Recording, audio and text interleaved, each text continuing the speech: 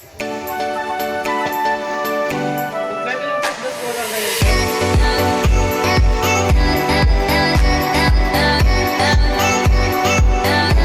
magandang araw uli mga kagulay. Muli po, Roel Cuartero, ang Farmer Promotion Representative ng ating kumpanyang Iswesid na nakaera po ng Quezon.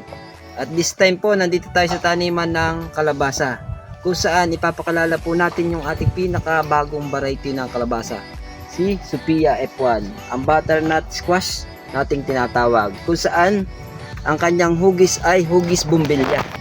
So yun po ang aming short peanut type na variety. At syempre po yung kanyang timbang na umaabot po ng 600 to 800 grams per fruit.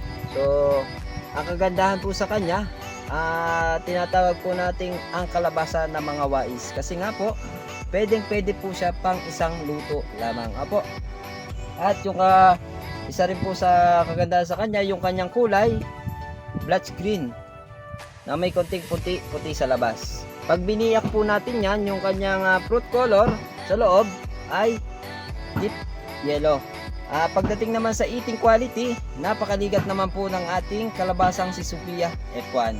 Pagdating naman po sa sakit, matibay na po ang ating kalabasa sa squash leaf curl by Rose. So yun po ang ating Sophia F1. Muli po, Roel Cuartero, ang Farmer Promotion Representative ng ating kumpanyang Iswesid. Kung meron po kayong katanungan, nandito po ang aking numero, 0946-093-9380. Keep safe at happy farming po sa ating lahat.